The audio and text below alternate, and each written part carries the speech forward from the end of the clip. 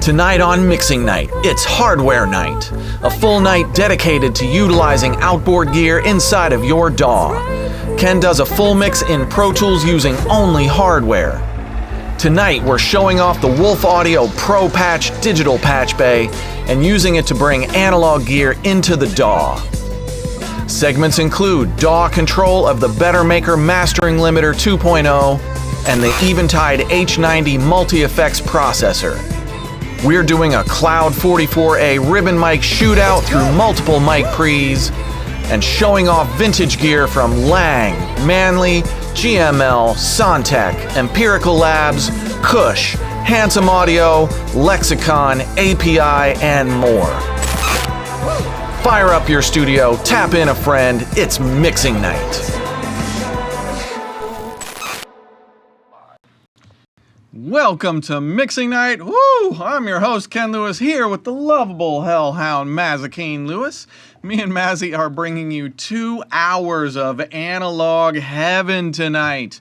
All night we're incorporating analog outboard gear into the DAW using the Wolf Audio Pro Patch digital patch bay right over there. Which is finally letting me use all of my awesome analog gear that's been sitting around unused in my racks forever. Now it's back in my workflow, and I'm going to show you how I do it tonight. I'm super excited. That unit is so damn cool. I can't wait to show it to you. I'm also showing you the Better Maker Mastering Limiters tonight. I have both of them, 1 and 2. And how you can control analog outboard gear from your DAW without leaving your seat. Same thing with the Eventide H90 software control of outboard effects processor. That H90 is a beast of a multi-effects. I'm showing off vintage gear tonight from Lang, Manley, SoundCheck, GML, API, Handsome Audio, Lexicon, and more. I'm doing a full mix of the #1 blues artist Taj Farron's song 2x2 that I wrote and produced using only analog outboard gear. Very fun. Get your questions ready tonight and join us on the chat roll. I have it right in front of me. I can see everybody. The Right Sound, Eric Lee, Klassen, who else we got? Anthony J, Wednesday, Ann, what's up Wednesday? Gene Magia, Kurt Codine, Ains Boogie. I can see all of you guys. You're all up there. So if you're not on the chat roll yet, jump on the chat roll and say hello to our awesome Mixing Night community and drop me a question. I got people feeding me questions live from the chat roll. Let's see, what else is going on? Oh yeah, 2 weeks ago I was in Mexico City at the AES Latin America conference. I had a great time. I met so many awesome people, reconnected with some old friends. I met new audio pros and a ton of great students who were really engaged. I did 2 clinics. One clinic was getting great vocals, something I am very good at. And tonight you can download my comprehensive guide to getting great vocals in the description of the video you are watching right now, and it is in English and in Espanol. See. Grab it right now, but come right back. Don't leave us. Don't leave us. Go get it and then come right back. But also while you're there, in the description, enter to win live tonight. If you're catching the restream, snooze, lose. Live tonight, one of 5 copies of Make Believe Audio MBSI plugin. We love the guys at Make Believe Audio, and MBSI is a very, very analog sounding plugin modeled off really great vintage gear. And you can also win 1 year of Session Studio, which is the software that I use to organize my production projects and keep them on track. I'm using it right now with the Coburn album, which we're wrapping up as we speak. It's getting mixed by George Lever, who's fucking incredible. George produced along with me. Enter now for the giveaways, and good luck, but go get them and come right back or open and you know what to do. I have so many cool things to show you guys tonight, but first I'm going to redeem myself a little bit. When I was at AES Latin America in Mexico City during my mixing clinic, I attempted to sprint mix the original multi-track of Queen's Bohemian Rhapsody in only 10 minutes. And my God, did I fuck that shit up royally. It was so bad. One of the worst sprints I've ever done in my entire life. So I'm going to do some redemption tonight and prove to myself that I can get a really solid rough mix of that classic song in only 10 minutes. I'm going on pure instinct, adrenaline, and caffeine. Let's see what happens. 10 minutes on the clock, Bohemian Rhapsody on the faders. Welcome to Mixing Night. Let's fucking go. All right. I need to turn that mic off.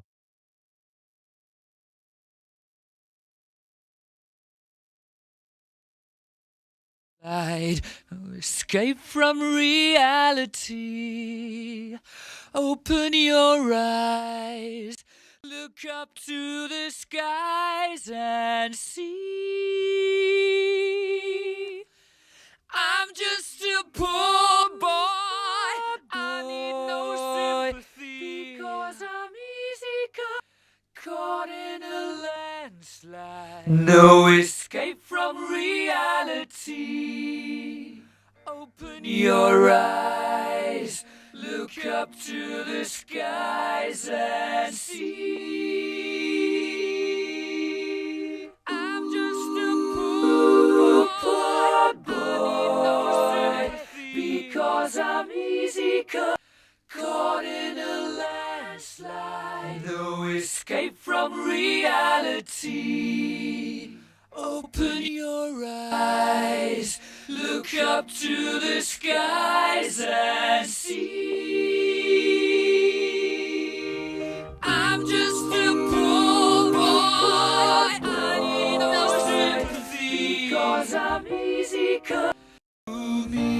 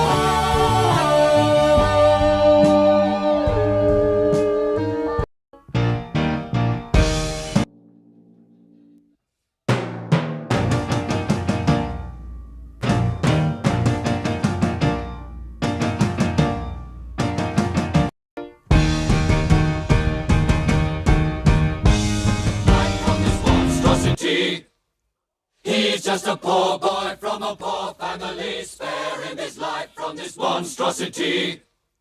He's just a poor boy from a poor family. Spare him his life from this monstrosity. He's just a poor boy from a poor family. Spare him his life from this monstrosity. He's just a poor boy from a poor family. Spare him his life from this monstrosity. He's just a poor boy from a poor family. Spare him his life from this monstrosity. He's just a poor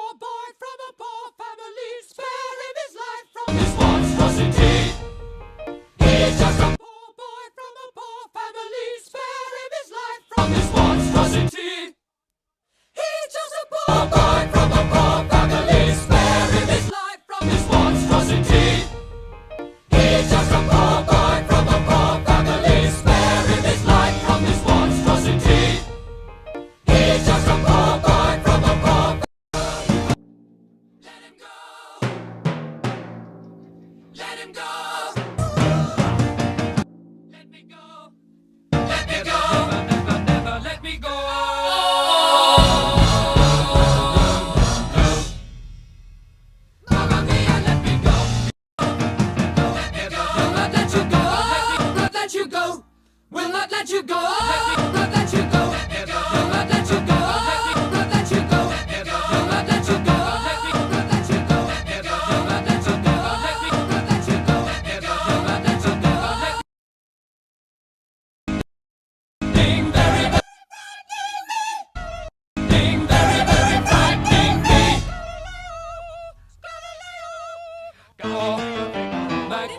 Ding very very frightening me. Galileo, Galileo. I'm just a poor boy, nobody loves me. Ding very very frightening me. Galileo, Galileo. But now I've gone and thrown it all away. Mama,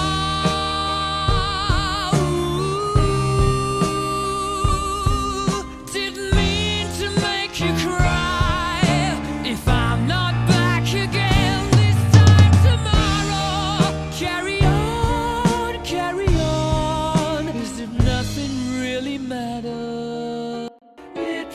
The way the wind blows doesn't the way the wind blows doesn't really matter.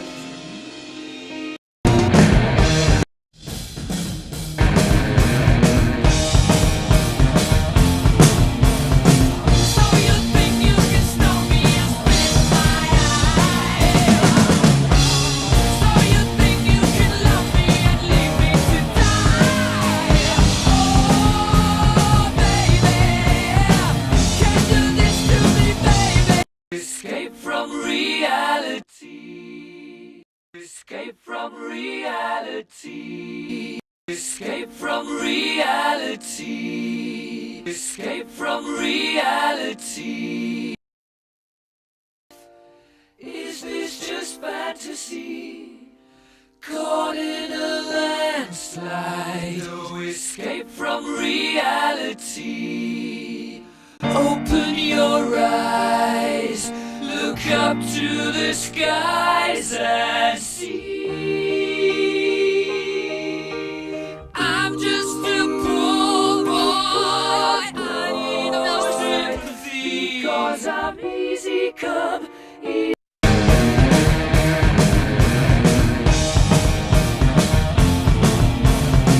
So you think you can snow me and split my eye? So you think you can love me and leave me to die? Oh, baby, can't do this to me, baby. Just gotta get out, just gotta get right out of here.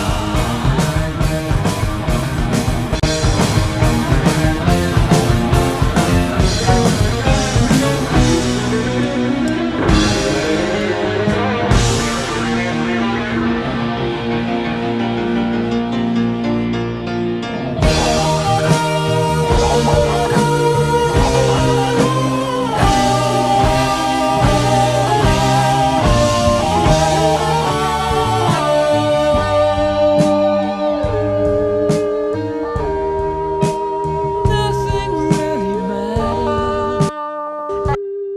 Can't see. Nothing really matters. Nothing. I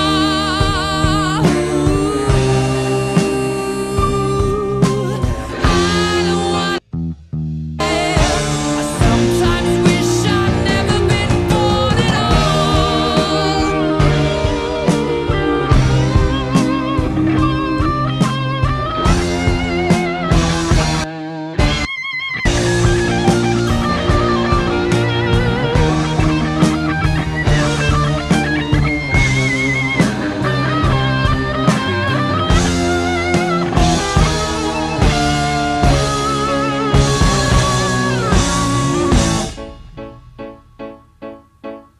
I see a little silhouette of a man. Scaramouche, will you do the fandango? Thunderbolt and lightning, very, very frightening me. Galileo, Galileo. Magnifico.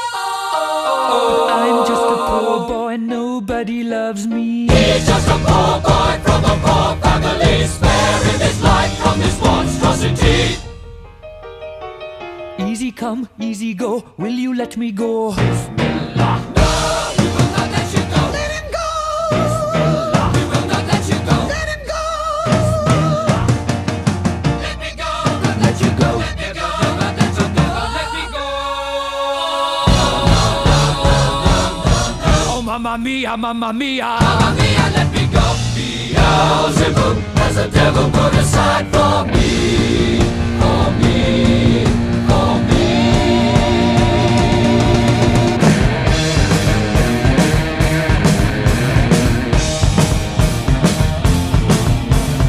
So you think you can snow me and split my eye? So you Whoo! Holy cow! I think that came out really, really good. That feels like total redemption after Mexico City. Oh my God. It would not have sounded that good after a half an hour of trying down there. It just, being in my own environment, on my own controls, with my own speakers and my own screen in front of me is apparently a game changer. Because it wasn't coming together down there. Anyway, all right. That is a great way to kick off Analog Night. I hope you all enjoyed that. I sure did. That was really fun. Let's see. What is next on my own agenda here? Gear rundown. I am going to give you a quick rundown of the gear that I'm going to be using tonight. I'm going to be doing a full mix from a song called 2x2 with artist Taj Farron. I wrote and produced the song. And let's see, are we on? Let's go to the outboard rack right now. Top to bottom, we have the Apollo 16, which is basically works in tandem with the Wolf Audio Pro patch.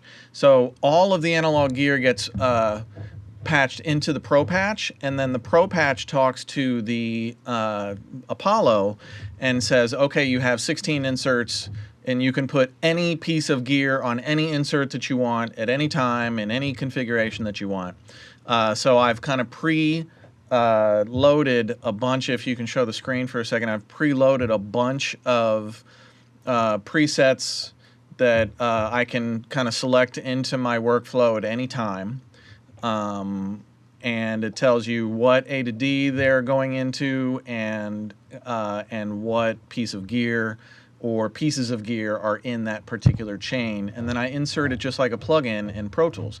So if we go back to the rack, underneath the Apollo I have the GML 2032 channel strip, which is a mic pre, filters, and an amazing equalizer. God, I love that EQ. Right below that is my main mic pre, Groove Tubes Viper. It's got 8 tubes in it. You don't use them all at the same time. But that thing is 3 rack spaces for 1 mono mic pre, and damn it, does it sound like you need 3 rack spaces for that sound. It is the biggest mic pre sound I've ever heard in my entire life. I thought the GML mic pre sounded incredible until I got the Groove Tubes, and then I was like, I hear it now. Oh. So below that we have the Kush Clariphonic. Funny side story, Greg, who owns Kush, lent me the very first ever prototype Clariphonic, and it wasn't even, like, he hadn't even had the faceplates made. It had the knobs, and it was just a black faceplate with all of the right switches and knobs and a black chassis. And that dude let me take it from New York to LA to mix records for a week with it and put it through its paces. I thought that was just the absolute coolest thing on planet Earth. Thank you so much for that, Greg. That was such an amazing experience. And while I was out there, I put it up against the Manley Massive Passive, and for opening up the top end, it kicked the shit out of the Manley Massive Passive. Sorry, Manley. I love other gear, and the Massive Passive is great for some things, but the Clariphonic top end is just so sweet. Next we have the Lang PEQ2. I refer to the Lang PEQ2 as kind of like a solid state Pultec, although it goes higher into the lower mid-range than like an EQP1A does. And I used to record and mix all of the records produced and written by this producer named Malik Pendleton. We did Mary J. Blige and Diana Ross and Simply Red and just a ton of records together. And Malik would always walk in and he'd go, "Yo, you got the bigger box on the lead vocal?" And I'd be like, "Well, what do you think, dude?" So, which was a yes. I always had the bigger box on the lead vocal. That thing just makes everything sound bigger and fuller and richer, and it's amazing. Below that, I have the SoundCheck MEP250EX, longest name for an EQ in history. That is the same exact EQ as the SoundCheck mastering EQ. The only difference is it's not wired for stepped increments. So you save thousands and thousands of dollars on labor time, basically, because it takes so long to build those stepped increments. But it's the exact same sound. That SoundCheck equalizer is just beautiful. And speaking of Make Believe Audio modeled one of the SoundCheck mastering EQs with Burgess who owns SoundCheck, and Burgess and George Massenburg co-invented parametric EQ together. So the guy that builds SoundCheck invented parametric EQ along with the guy that builds the GML up top. I definitely like my old school parametric EQs. Below that is the Orange Beast, Orange Crush, the Wolf Audio Pro Patch 128. It is a digital patch bay. It's the whole reason that I can bring all of this gear into my DAW. I'm going to show it to you tonight. When I was hearing about that, I thought it was going to be like 5 rack spaces. This thing is 1 rack space. It's built like a tank. It's the heaviest single rack space I've ever held in my entire life. It is built so immaculately. You just wouldn't believe the quality of this unit. And it's all relays and whatever it does, it is the cleanest pass-through of signal that anybody's ever done. It's just like a straight wire going through from one thing to the other. You don't hear the wolf at all. It is completely seamless, and when you're A/Bing between 2 different signals, which I'll show you later, it's completely seamless. No hiccups, no delays, and you can really dial in what you want to hear. Below that, we have both Better Makers, Mastering Limiter version 2.0 and the Limiter version 1 underneath that. And I've known Merrick at Better Maker forever, and he has always just been such a gearhead and just builds the highest quality stuff. I'm going to show you guys later on in the show how to do DAW control of analog outboard from your mix position. It's very cool. Below that is the Distressor Empirical Labs, Dave Durr, probably the most consequential compressor designed and built in the last 25 years, period. And one of the most versatile compressors ever built, and it just sounds incredible. Below that is the Thermionic Culture, the Phoenix, which is it's a Varimu compressor. I use it mostly for tracking, and I also use it to mix as well. But just like individual tracks, not on the mix bus. Below that is the Manley Varimu, which is always on my mix bus. Either the analog version is going to go back on my mix bus now, but when UAD modeled the digital plug-in version of the Manley Varimu, well done, UAD, well done.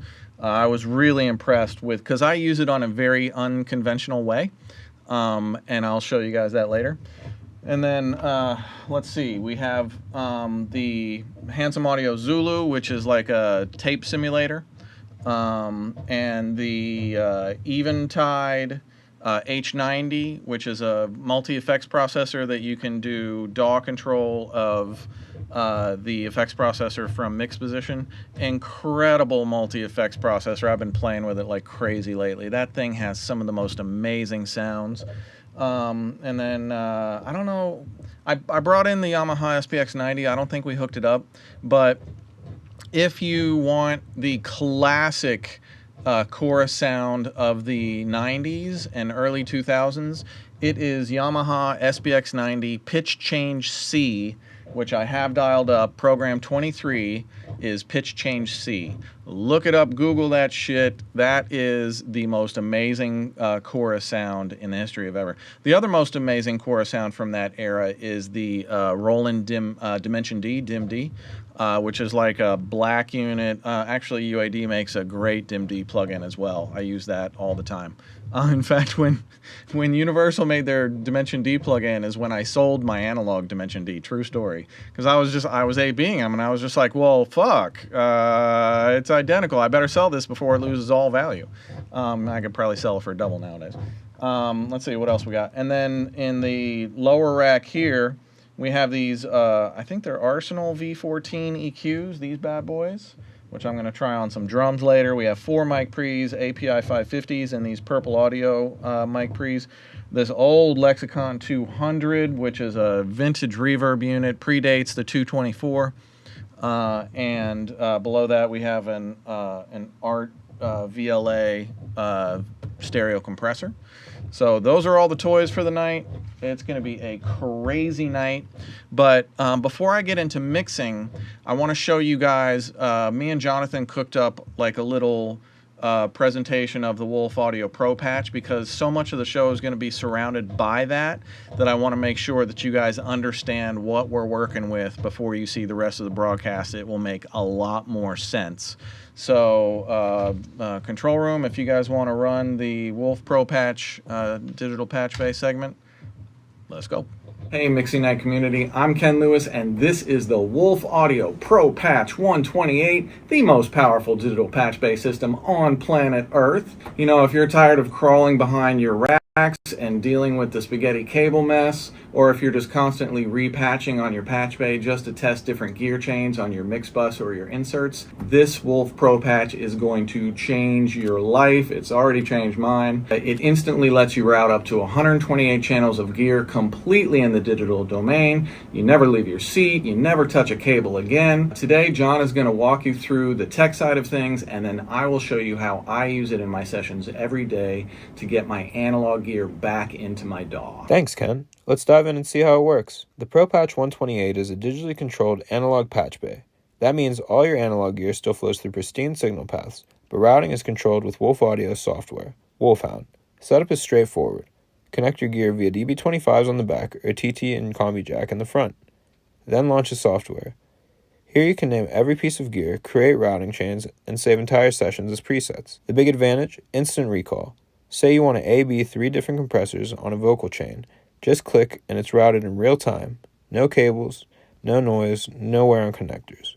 You can also stack devices in series, create parallel chains, and even audition combinations. That would be impossible on traditional patch bays. And because it's 128 channels, you've got enough I/O for a full studio of hardware. Something is wrong. I take them all and they gone and it's gone. Hustle, shut up. How do y'all make y'all money? Shit, I just roll with the punches. I take a whole bunch of substance and something is wrong. I take them all and they gone and it's gone down like it fell on the floor. All of y'all couldn't function. None of y'all really hustle. Shut up. How do y'all make y'all money? Shit, I just roll with the punches. I take a whole bunch of substance and something is wrong. I take them all and they gone and it's gone down like it fell on the floor. All of y'all couldn't function. None of y'all really hustle. Shut up. Pro Patch is a game changer in sessions. If I'm mixing a record and I want to try different compressors on the mix bus, I can instantly, seamlessly switch between them in my DAW, in real time, with no hiccups or pauses. It is true A/B comparisons with no more guesswork and no silence. Finally. Now, normally that requires patching different analog chains, but with the Pro Patch, it's instant. I never leave my seat. I can save as many different chains of analog gear as I want to, and I can hear what works best in what order.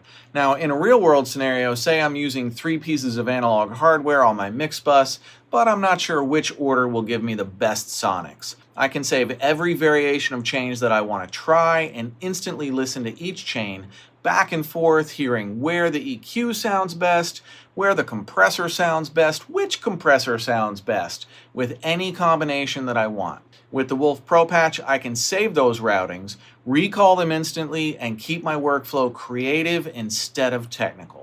Now, I can build any chain that I want to and hear it against any other chain. With the front XLR inputs, I can route, say, one microphone to 3 different mic pre's, for instance, or multiple different recording chains simultaneously and see what the best sound for my artist is without them even knowing that I'm recording multiple chains. Now, I would never do that in a session without the Pro Patch because the artist would be sitting around waiting for me to be a nerd while they lose all of their inspiration. That just doesn't work for me.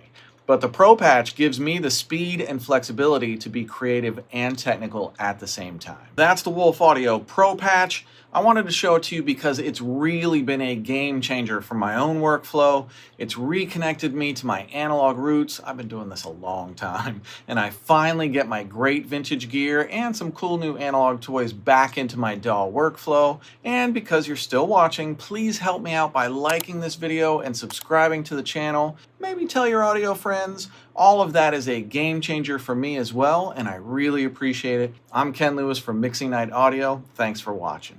All right, we are back. That is the Wolf Pro Patch Digital Patch Bay. Boy, the chat roll is popping tonight. Who we got up here? We got Christian Lima, Ben Ellery. What's up, Ben? Matt Thrasher. Hey, dude. Good to see you. Anthony J, Ben Ellery, Adrian Remedy, Snipe Beats, Anthony J, Jamal Johnson, Eric Lee. Eric, sorry I missed you in Mexico City. We tried to connect. Mateo Valencia, This Is Torch. Does anybody know I'm in a group with This Is Torch? We are called Radiolarians. It's me, This Is Torch, Michael Moss, and I Know Fash. Smokey Lonely, good to see you, bro. Apathetic Table 82. Jurgen Van Wees. I'm sorry if I'm butchering some of these names, but Clausen. Who else we got up here? Right Sound Studios. Thanks everybody for joining us tonight. If you got questions, fire away. I'm going to do a little bit of Q&A right now. We got a question from Steven Ramos. Steven asks, hey Ken, would you be able to go into detail about your computer setup? Is it a custom off the shelf? Did you have someone build it? It is a Mac Studio M2 Ultra. And I have a Avid Matrix Studio for my main interface. And yeah, there's nothing fancy about it. Those Mac Studios really kick ass. Even Studio B, I'm still running my version 1 Mac Studio, and it still carries the weight. So nothing super fancy here. Those new Macs are great. Christian Lima asks, hey Ken, great masterclass. Talk about the connections in the patcher and techniques of the mics, please. I'm not sure if I understand that question. Talk about the connections in the patcher and the... okay, so I'm bringing a bunch of microphones into the Pro Patch tonight. I think this one's going through the Pro Patch and we're routing it to the broadcast booth.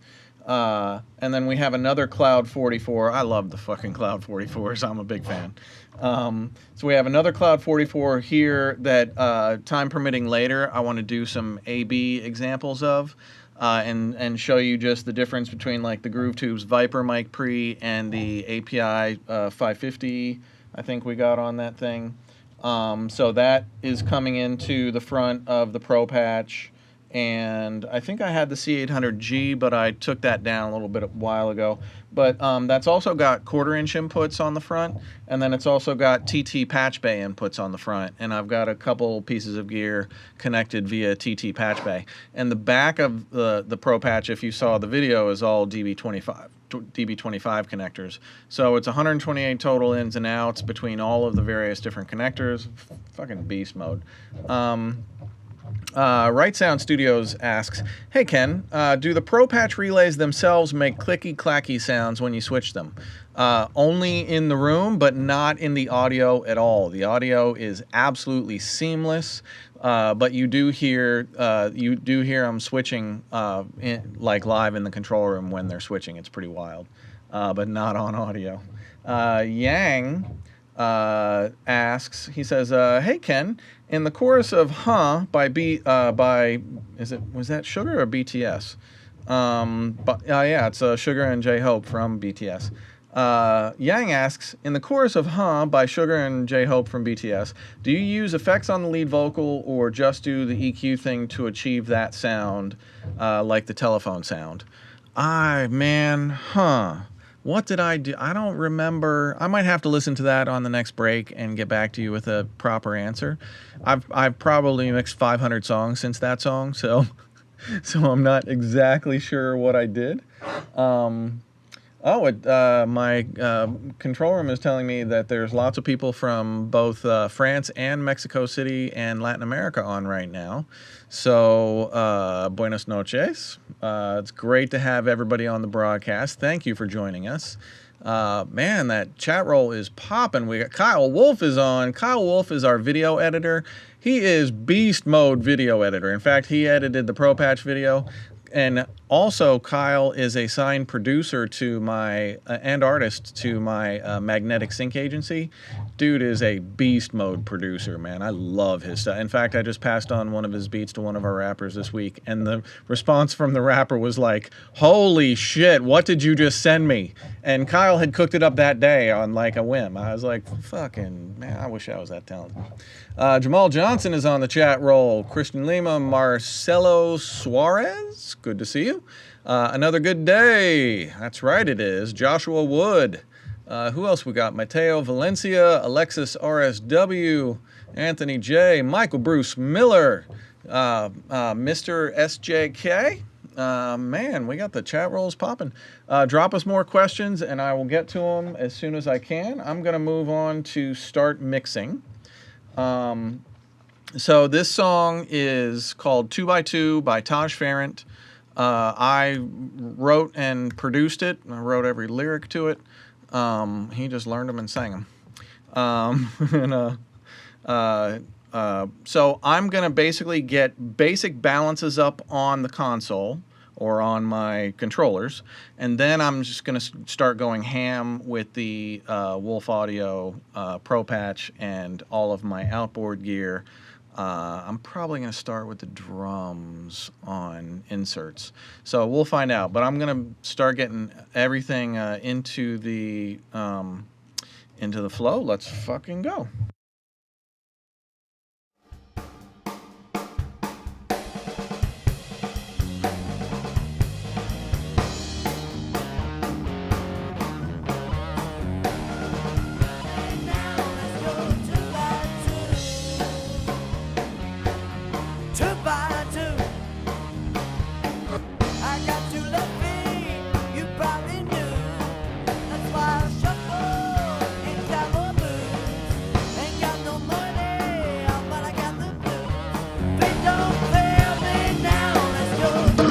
So I'm only turning up my master fader right now so that you guys can hear it better at home. Normally I would just keep my master fader at 0 and I would turn up the volume on my monitors, but I want to make sure that you guys can hear everything very clearly. So. I got you left me, you probably knew. That's why I shuffle. That's me. Got no money, but I got... These are drum loops.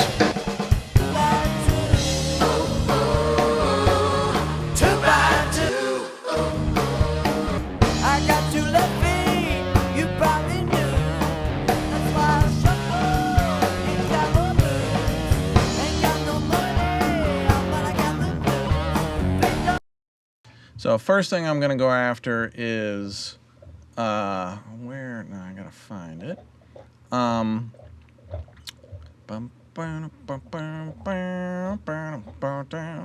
Here we go. Wolf Audio 5 and 6, the Better Maker Limiter 1, and the Arsenal V14s.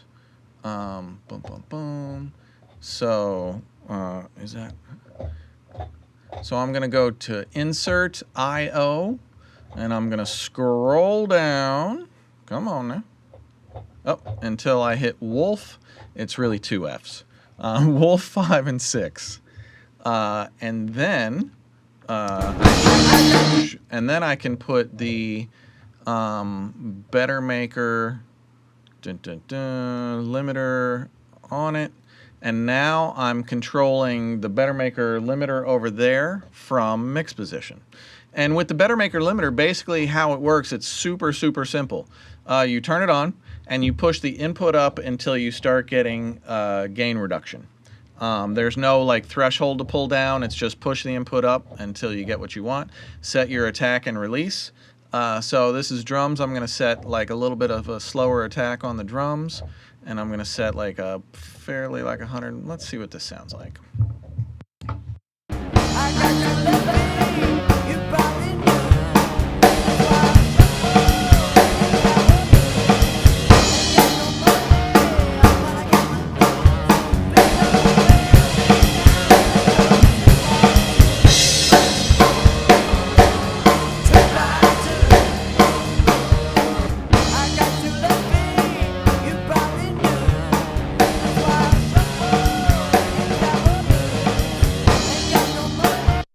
One of the coolest things about the Better Maker version 2 has the same thing. This odd color and even color, I'm going to go even color, and I'm going to boost the low frequency and listen to what this does to the kick drum before I even grab an EQ.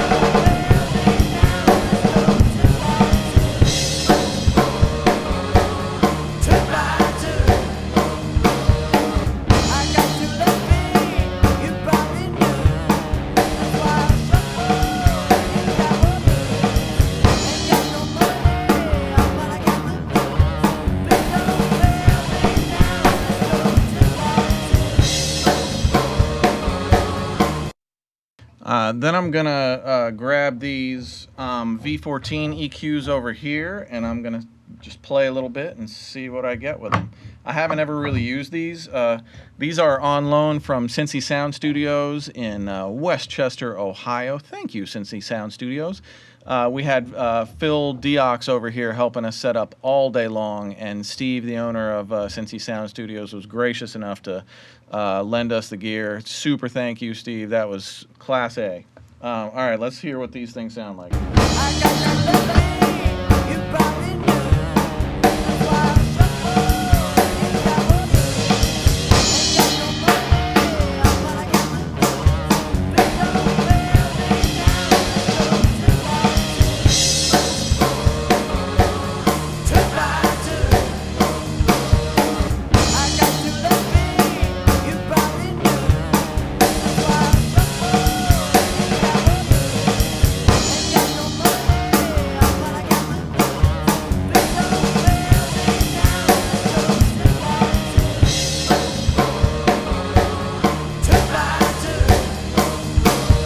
Whoa, that's incredible. Did you hear how it opens up that top end so nicely?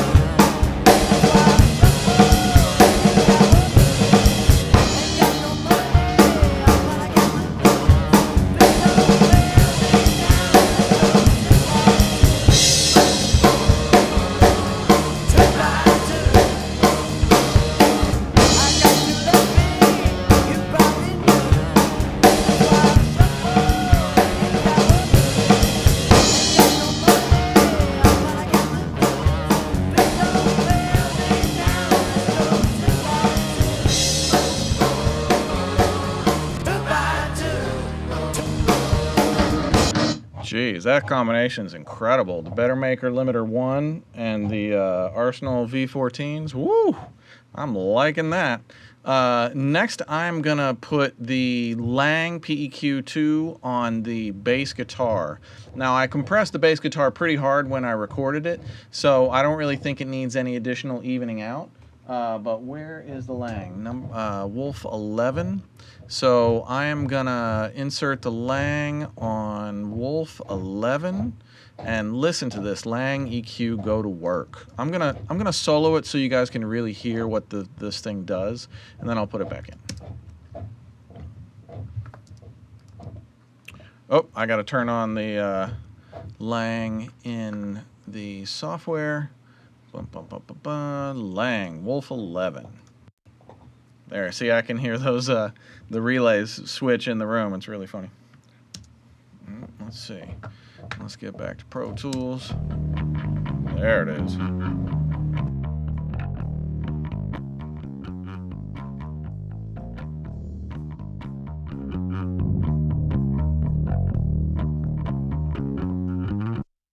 That's 240 hertz. I'm gonna drop it down to 60, but I think 240 is probably the fatness on this.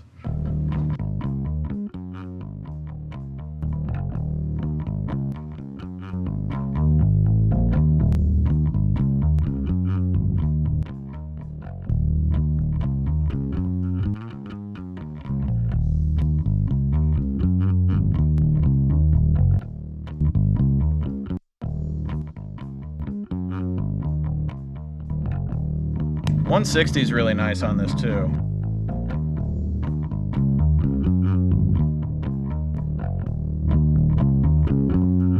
.240 catches a little bit more of the note, but 160 fattens it up a little bit better. So I think I'm going to keep it on 160.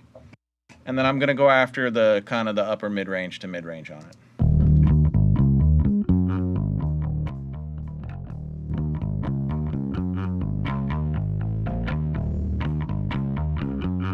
That's 2.5K. I can just do this.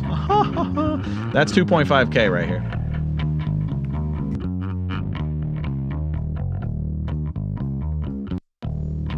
It's 3.75.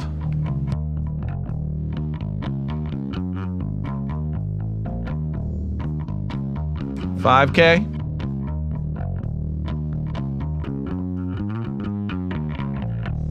I'm kind of partial to that 2.75K.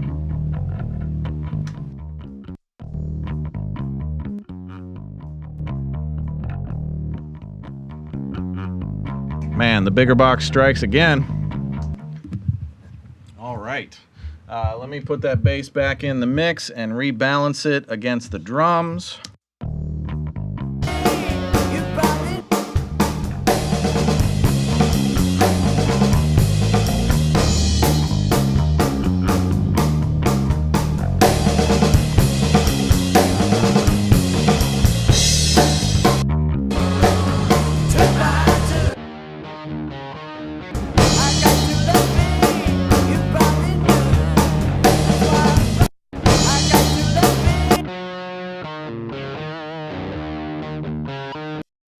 That tone's a little bit dark. I think I'm gonna go after the clariphonic on this thing. That Kush clariphonic has, it's basically a tone control, but it is the sweetest top end, as you're about to hear. I just gotta find it on my little sheet here. Good, number one. So we're gonna go Wolf 1 on the main mono guitar. Just gonna insert it here, and then I'm gonna turn it on in the software. Boom. There you go. Make sure it's down. All right, let's listen to this thing go to work. So this is on.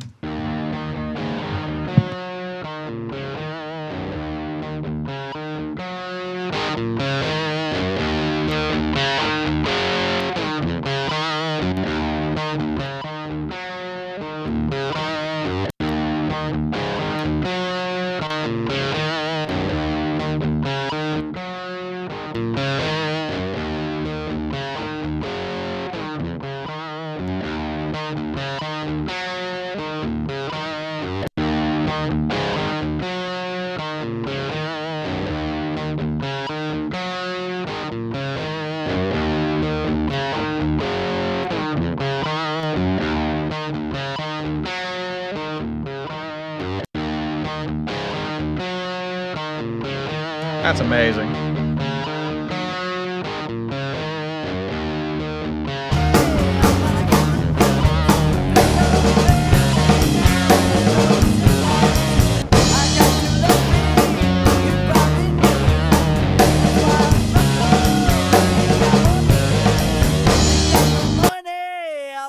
got the blues. Feet don't fail me now. I got 2 left feet. I think I'm going to go after on the lead vocal. I have this chain set up that's a compressor into an equalizer. I'm going to go GML channel strip into thermionic culture Phoenix. I think I want to do the other way around. Thermionic first into the GML. See how easy that was to switch if I was just like EQ first or compressor first. How about, oh, did I just get rid of it? Oh, and see if I got rid of it, now I can just go back to processors and I can just drag and drop that GML right back in and it's right back to my chain. And I'm on A to D2 here, so I'm going to go back to this. I'm going to insert the Wolf Pro Patch 2, and that should give me the right side of the thermionic culture, which is on the bottom, so you'll see that moving, and then the GML is up top when I start EQing. Let me get take the EQ out for right now. I got you. So I'm going to control it with the thermionic first, and then I'm going to start EQing it and seeing what I get. I got 2 left feet. You probably knew. That's why I shuffle in cowboy boots. Ain't got no money, but I got the blues. Feet don't fail me now. Let's go 2 by 2. I got 2 left feet. You probably knew. That's why I shuffle in cowboy boots. Ain't got no money, but I got the blues. And this is a very mute compressor. I love it on vocals. Let's go 2 by 2. And then I'm going to go up to the GML and I'm going to start EQing it a little bit. Knew. That's why I shuffle in cowboy boots. Ain't got no money, but I got the blues. Feet don't fail me now. Let's go 2 by 2. I got 2 left feet. You probably knew. That's why I shuffle in cowboy boots. Ain't got no money, but I got the blues. Feet don't fail me now. Let's go 2 by 2. I got 2 left feet. You probably knew. That's why I shuffle in cowboy boots. Ain't got no money, but I got the blues. Feet don't fail me now. Let's go 2 by 2. I got 2 left feet. You probably knew. That's why I shuffle in cowboy boots. Ain't got no money, but I got the blues. Feet don't fail me now. Let's go 2 by 2. I got 2 left feet. You probably knew. That's why I shuffle in cowboy boots. Ain't got no money, but I got the blues. Feet don't fail me now. Let's go 2 by 2. I got 2 left feet. You probably knew. That's why I shuffle in cowboy boots. Ain't got no money, but I got the blues. Feet don't fail. All right, now I'm going to go to the H90. Let's zoom in on the H90. Now, I never even have to look at that thing. I can just, let's see. Well, I can, I've already engaged it on the Pro Patch now, and I have it on Wolf 15 and 16. So I'm going to put the H90 on an insert. 15 and 16, and then I'm going to fire up the H90 software, which is right here. This stuff is so cool. And then let me just feed a little bit of Taj's lead vocal into this. This is probably overkill, so you can hear it a little bit. Let me just start with clean ambient. Yes, I would. I got 2 left feet. You probably knew. That's why I shuffle in cowboy boots. Ain't got no money, but I got the blues. Feet don't fail me now. Let's go 2 by 2. I got 2 left feet. You probably knew. That's why I shuffle in cowboy boots. Ain't got no money, but I got the blues.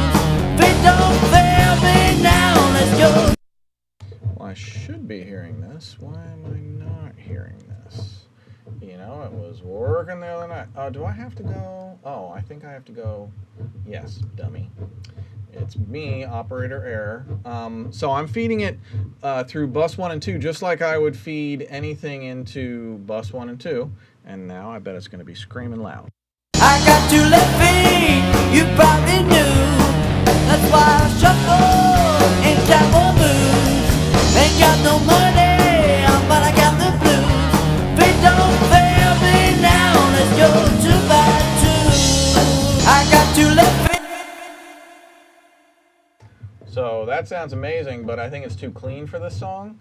So I'm going to look for a distortion. So this has got 2 engines. So right now I'm on clean ambient, which is too clean for me. And it's a digital delay into SP 2016 reverb.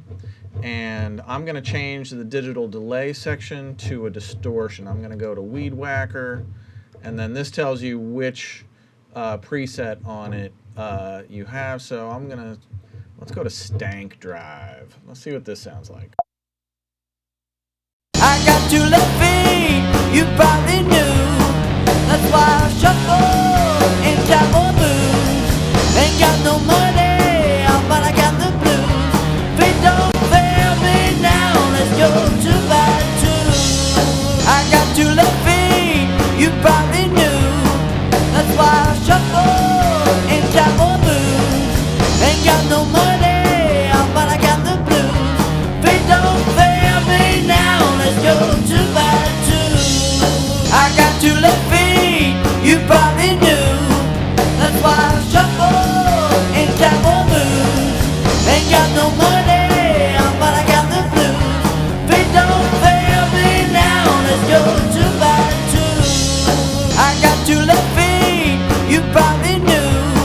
That's why I shuffle in cowboy boots. Ain't got no money, but I got the blues.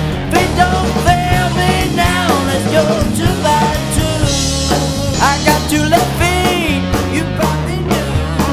That's why I shuffle in cowboy boots. Ain't got no money, but I got the blues. Feet don't fail me now, let's go 2 by 2. I got 2 left feet, you probably knew. That's why I shuffle in cowboy boots. Ain't got no money, but I got the blues. Feet don't fail me now, let's go 2 by 2. I got 2 left feet, you probably knew. That's why I shuffle in cowboy boots. Ain't got no money, but I got the blues. Feet don't fail me now, let's go 2 by 2. I got 2 left feet, you probably knew. That's why I shuffle in cowboy boots. Ain't got no money, but I got the blues. Feet don't fail me now, let's go 2 by 2. I got 2 left feet. So one of the cool things about the way I have this set up is I'm keeping the dry center lead vocal so that I can retain as much clarity as I want to retain, and then it's just a balancing act between the distorted reverbed out signal and the clean to get the kind of the balance out of the lead vocal that I want. I got 2 left feet, you probably knew. That's why I shuffle in cowboy boots. Ain't got no money, but I got the blues. Feet don't fail me now, let's go 2 by 2. I got 2 left feet, you probably knew. That's why I shuffle in boots. Ain't got no money, but I got the blues. Feet don't fail me now, let's go 2 by 2. I got 2 left feet, you probably knew. And I'm gonna see if I can put, I think I have the Manly Varimu on Pro Patch 13 and 14. Let me just find it. Yep. Now I may have to front load the Varimu and push into it to the volume that I want because I basically set the Varimu That is my Very Muse setting. It never, ever, ever, ever, ever, ever changes. And I push into it until I get the result out of it that I want. So let's hear how far I'm pushing into it right now.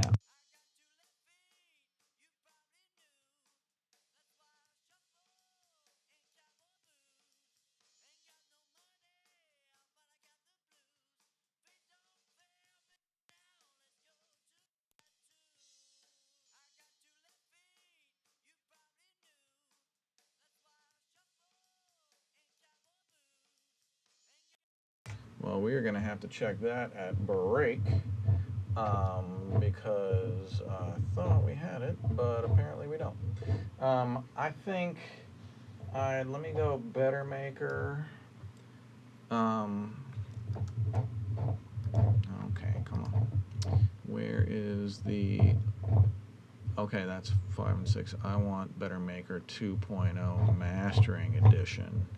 Where is that chain set up? I think it's 9 and 10. Boom. There we go. So I'm going to put the Better Maker Mastering Limiter 2.0 across the mix bus right now, which is on Wolf 9 and 10. And then I'm going to put the Better Maker plug-in after it so that I can control it without moving from my seat. And so here's the version 2. Some of the cool upgrades on version 2, it's got a clipper, and it's got linkable input-output. So again, just like version 1, it doesn't have a threshold. You push into it until you start getting the reduction that you want out of it. But I'm going to show you a couple really cool new advantageous tricks with this thing. Let me start pushing, and then we'll start playing. I got to love me, you probably knew. That's why I shuffle in double. Okay, this is way too grabby right now, but you see this thing's sidechain or high-pass filter. So sidechain filter, high-pass filter, basically what this does is it tells the compressor not to react, or the limiter, not to react to anything below this threshold. So if I'll start it at 50 and I'll push it up to 200, and what you'll see is as it stops reacting to the low frequency content so drastically, the compression evens out and softens up a lot. So give this a listen. I got to love me, you probably knew. That's why I shuffle in double blues. Ain't got no money, but I got the blues. Please don't fail me now, let's go to attitude. I got to love me, you probably knew. That's why I shuffle in double blues. Ain't got no money, but I got the blues. Please don't fail me now, let's go to attitude. I got to love me, you probably knew. That's why I shuffle in double blues. Ain't got no money, but I got the blues. Please don't fail me now, let's go to attitude. I got to love me, you probably knew. That's why I shuffle in double blues. Ain't got no money, but I got the blues. Please don't fail me now, let's go to attitude. I got to love me, you probably knew. That's why I shuffle in double blues.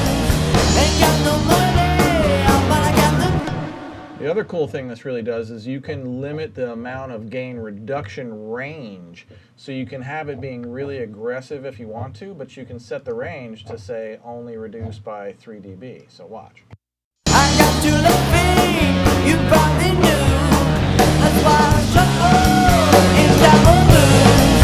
Ain't got no money, but I got the blues. Please don't fail me now, let's go to attitude. I got to love me, you probably knew. That's why I shuffle in double blues. Ain't got no money, but I got the blues. Please don't fail me now.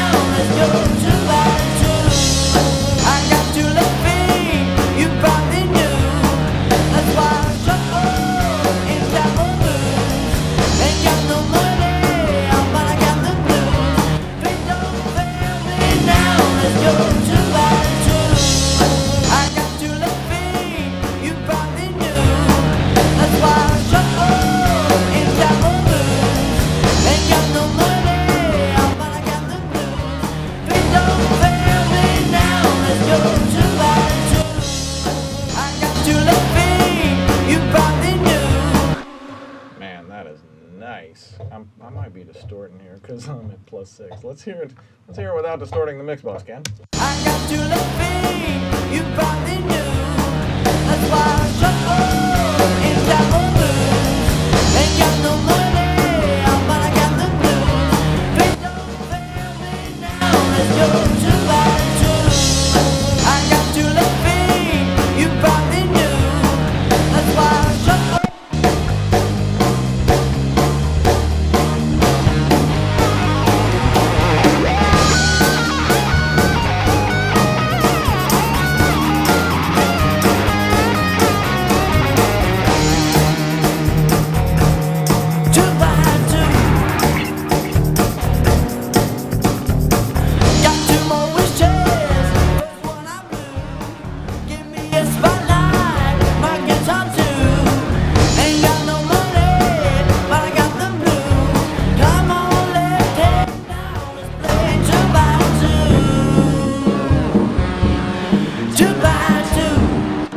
Or you could use it just to really grab the attack. So if I put attack and release to super, super fast, I'm just going to push into it until it's just really clamping down on the transients and making everything loud and seamless.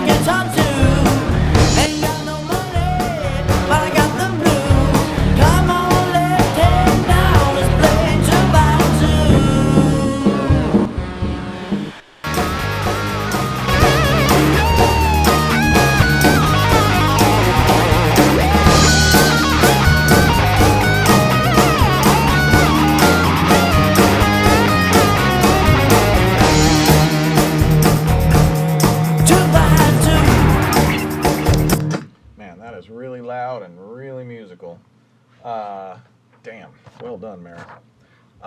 Okay, I'm going to take a break from mixing for a second. We are going to go to Marcus Manderson, Mixing Night Man of Mystery, for he's going to show you all the best free plugins to go get. I know everybody's on a budget, and you all can't afford the Mixing Night audio plugins. Before we go to Marcus, let me show you our Mixing Night audio plugins. ALLCOMP. So I was showing a bunch of people in Mexico City what this amazing plugin can do, but I designed this. This is my own personal plugin. Me and Dom Ravinius, who's a hit-making K-pop producer. Dom's got like 4 #1 K-pop hits as a producer. Dude is a savage.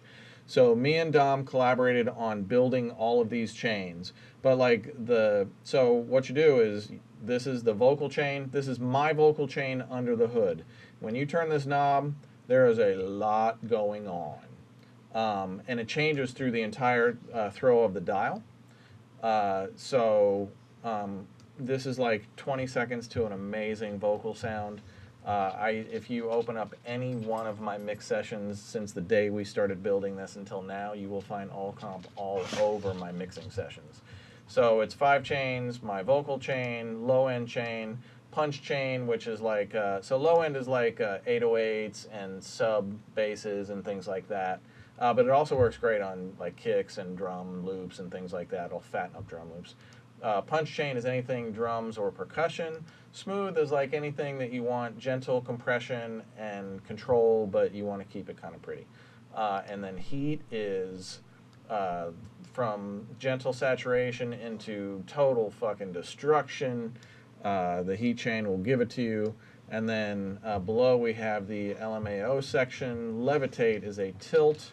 This will make your cheap microphone sound expensive, and it really does. Oh, Mazzy. What's up, baby girl? Mazzy has had enough of daddy right now. Mash is a last stage limiter in case you just want to squash everything and get rid of the rest of your dynamics. Mash will do that for you, but it'll keep it musical. Awaken is a two-band exciter. Presence brings out that like vocal enunciation frequency really well, and air gives you that nice crispy vocal sound that you always want. I usually use it about there on air and about there on presence. Oxidate is 5 of my hand-picked reverbs. You know, when I built Oxidate, I didn't think I was going to use it that much in sessions, but I find myself using the Oxidate reverbs constantly. And it's just like, you know, most of the time you don't need some super dialed in, overthought, fancy reverb. You just need one of these. This is a long haul, this is a medium chamber, this is a small room, this is a bright plate, and this is a mono room. They all sound great on different sources, and usually if you want reverb, one of these 5 is going to work really well for you. So if you haven't checked out ALLCOMP yet, I think there is a 14-day free trial at Mixing Night Audio. You can download the free trial, try it for 14 days, but I guarantee you after one session you're going to know whether or not this connects with you or not. You're probably going to fucking love it. I certainly do. So please try ALLCOMP and see what you think of it yourself. So that's my plugin for Mixing Night Audio. Mixing Night Audio. Go get the 14-day free trial. Check it out. See what you think. Leave us a comment below if you do, and let us know what you thought of it. But right now we're going to go to Marcus Manderson, Mixing Night Man of Mystery, and he's going to tell you all the free plugins to get.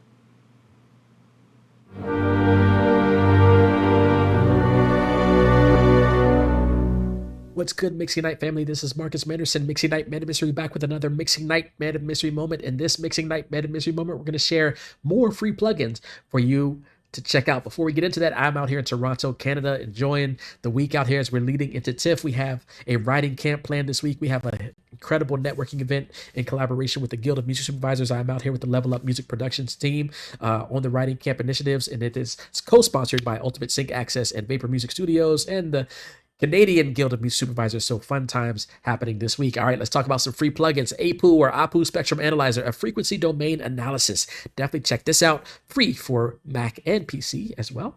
Next, we have the Fracture Sound Blueprint series. We've talked about them in previous segments here on Mixing Night Audio. And they have another free instrument. I forgot which one is the newest one because they're releasing these like every month. And there's a lot of these now. You're seeing they're building a really great catalog of free instruments. So check out Fracture Sounds. Then we have 2 from Kiriki List. We have the Relief Compressor. You can find out more about that here. You see the UI here. Then we also have the Relief EQ. You can find out more about that here on this page. Then we have Buttons from Hell. This is a Decent Sampler instrument. Check out Decent Sampler in general because they have a lot of free instruments for there as well as paid ones. And check out Buttons from Hell for the Decent Sampler instrument. Next, we have the 8TT, which is sort of like a new age OTT. Check that one out. Then we have a Absorbier. I'm out here in Canada, so that might be French. But shout out to Florian for creating this plugin. Check out Absorbier, also available for Mac and PC. We've mentioned Vital before. Check out Vital Synth.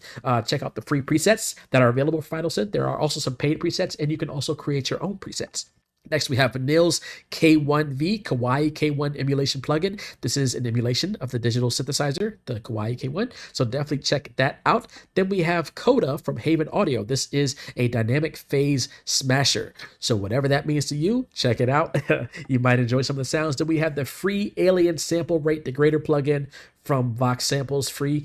Currently, I don't know how much longer it will be free, so definitely check that out. Then we have the Desolate Guitars Fragment from E Instruments. This is a free version of their Desolate Guitars plugin, so check that out. Next up, we have probably one of my favorite sounds, not because of what it actually is, but it is the Jacob Collier Audience Choir. It is a choir sound, but I use it mostly because in the higher range of this instrument, there are some free stomp clap sounds. Did someone say free? They are included in this instrument. There are also some other bonuses you can check out. So check out the Native Instruments free Jacob Collier Audience Choir. That is all I have for you today. Thank you for checking out this segment. This has been Marcus Manderson, Mixing Night Man of Mystery, with another Mixing Night Man of Mystery moment from Toronto, Canada. Be safe and be well, everyone. All right. Peace. And we're back. Thank you, Marcus Manderson, Mixing Night Man of Mystery. Man, that chat roll is popping tonight. Who we got? We got a bunch of new people. Ains Boogie, 729 Producciones, King Nuke TV, Ben Kruger. How you feeling, Ben? I hope you're doing great, man. Ben Kruger asks, hey, Ken, how do you approach lower mid-range mixing between 100 and 400 hertz, especially the kick drum relation to the bass and other instruments in that region? One of my tricks that I love to do, I'll show you in the digital realm, because I cannot afford an analog Pultec. is this UAD Pultec Pro Legacy. And you will find, I like this because it's the mid-range EQ on top and the low-high EQ on the bottom. And if you fish around between 60 hertz, 100 hertz, this is across the mix bus, 60 hertz, 100 hertz, and the 300 hertz band, you are going to find where you like your favorite energy on in your mix. And this is going to bring out stuff that you didn't even know was there in ways that you didn't expect it to bring out. Maybe I can do that right now. I'm probably gonna have to turn down the Better Maker a little bit. Let's find out, Ben.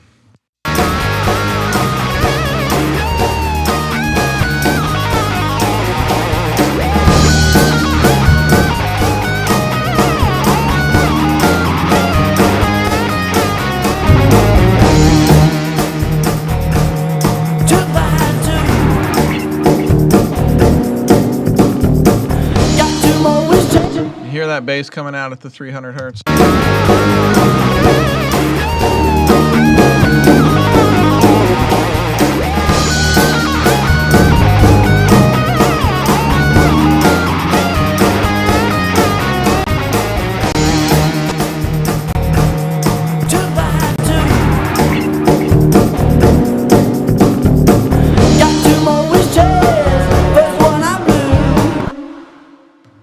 So that's a little secret of some of the stuff that I like to do when I'm EQing the mix bus. I'll look for those ranges.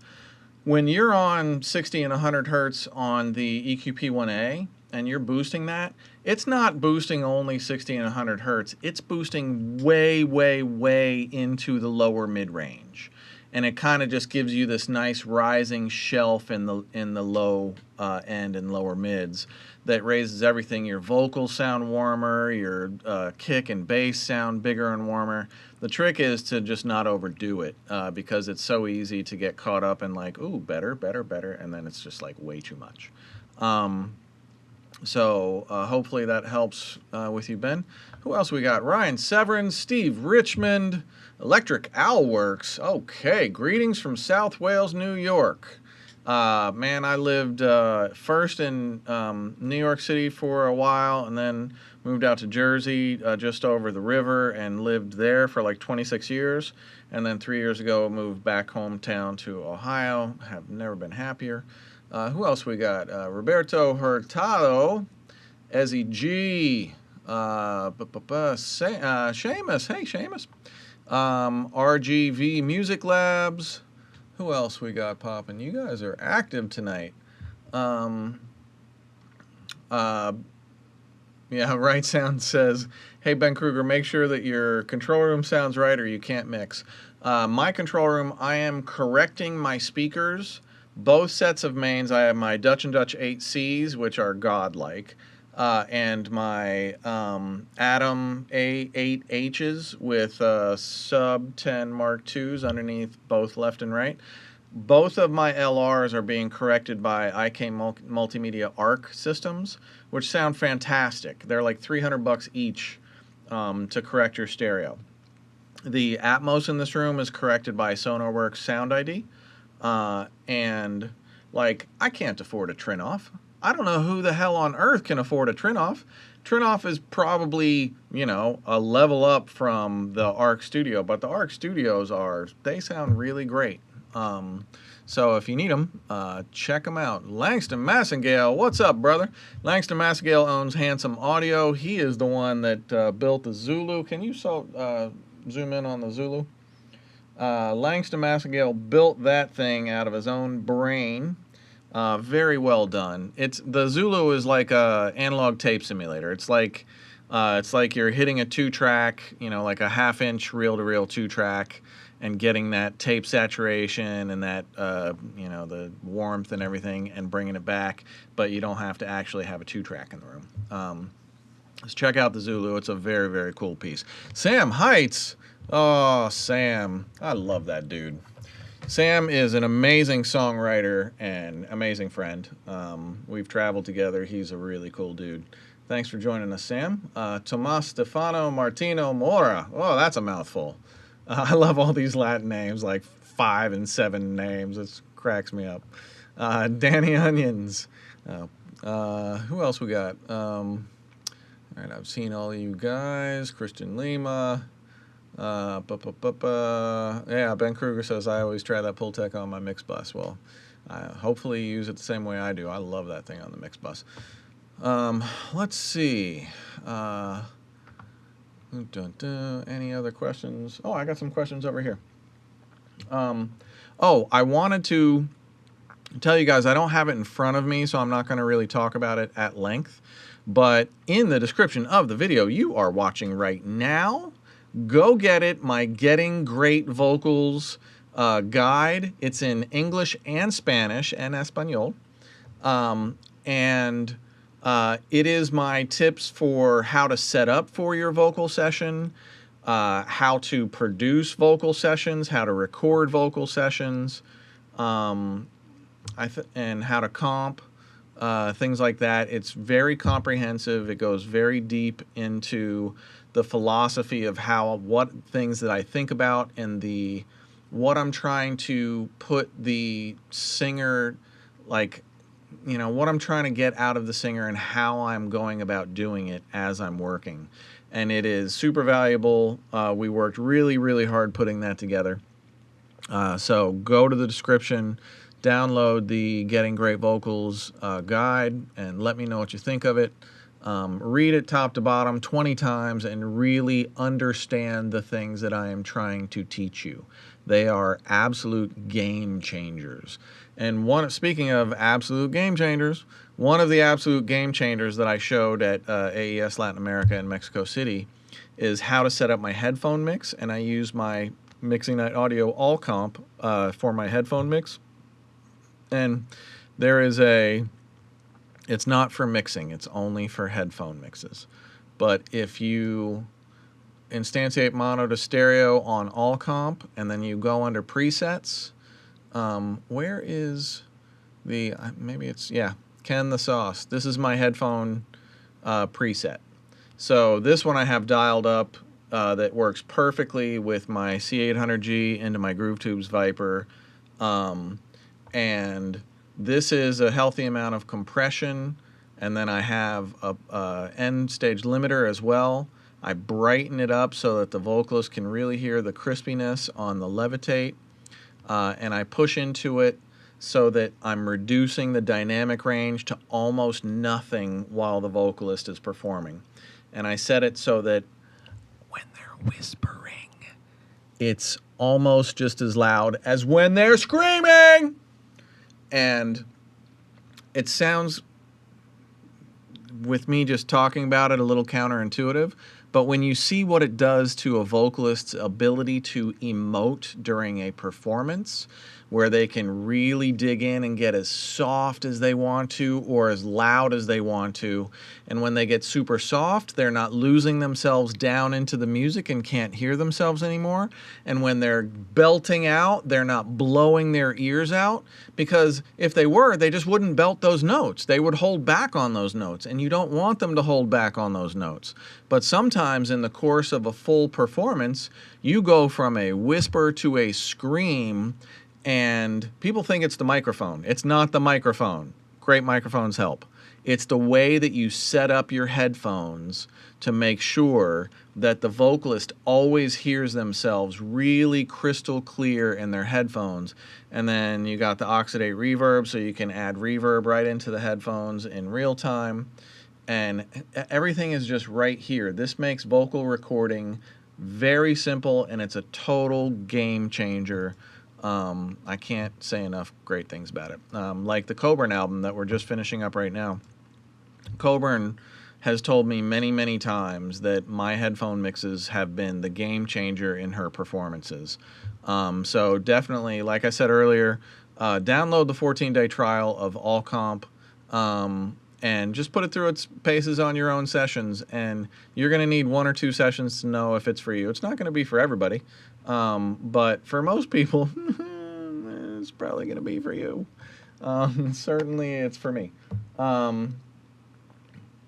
What else? So yeah, go to the description and download the Getting Great Vocals PDF guide in English or Spanish, and really study that shit. And your vocals, I guarantee you, your vocals will level up. If anybody's got any other questions, fire away. We got people harvesting them right to here. Steve Espa Pedras asks, hey Ken, so with the Wolf Pro Patch, you still need to recall the hardware gear settings manually since it's analog, correct? Yes. So I would have recall sheets, or like a lot of people just like, film document all of your analog settings at the end of your session. The other thing that you can do is when you're finished with a mix, you can bounce all of your channel inserts as audio, and then that preserves all of your analog settings. You can still recall and go back to your original source with the insert in it, but once you've finished a mix, you might not come back to it for 5 years. So go ahead and bounce those inserts as audio, and you will preserve all of that great analog goodness into your bounced stems. Can't really do that for the mix bus, but you can print mixed stems through the mix bus and get all of that analog goodness that way. So yeah, there you have it. And you see how I'm using this stuff. This is really like pretty much my favorite way to work. I'm an old person, and I've been making records a very long time. And when I started making records, there were no DAWs. There was no Pro Tools. Pro Tools didn't exist when I started. It was all consoles and all tape machines, and you needed to know how to run a console and how to use a mic pre and how to use a compressor and how to run a tape machine and all of those things. It was just part of the job. So I've really been through like all of the different phases of record making over the years, and each different phase of the record making process has been informative to the next one. So because I have gone through all of that old analog training, I still know how to use all of the analog gear, but I also know how to use the plugins that model all of that old analog gear much more effectively, because they try to emulate the old stuff. So there you go. Who else we got on the chat roll now? Same folks. If you're in, chime in and say hello. And I know we're supposed to have some South American contingent on tonight, so if you're watching, jump on the chat roll and say hello. Hey, famous Amos official. Good to see you. Steve Richmond, Right Sound Studios, Christian Lima, Anthony J, Electric Owl Works, Ben Kruger. Hope you're feeling great, dude. Let's see. Who else? Danny Onions. Great bunch of degenerates tonight along with me. I am the super degenerate. Whoever's feeding me questions onto my Miro, can you feed me more new questions? Christian Lima asks, hey Ken, what is the recommended order to chain effects? Whatever sounds best. One of the great things about the Pro Patch is that you can A/B different orders of things. So for instance, here I have the Thermionic Culture, the Phoenix, and the GML channel strip. So I think, what if I wanted to audition and see if the Thermionic was the best choice for compressors, or say the Distressor was the best choice for compressors? Then, and this is DA2, I think I've got, this is my lead vocal chain right now. So if I went here and I hit AB, this is how easy this is. And it says, drag a processor here. So I'm going to go find my Distressor, and I'm going to drag the Distressor in. And then if I just play the song, let's make sure I'm in a vocal section.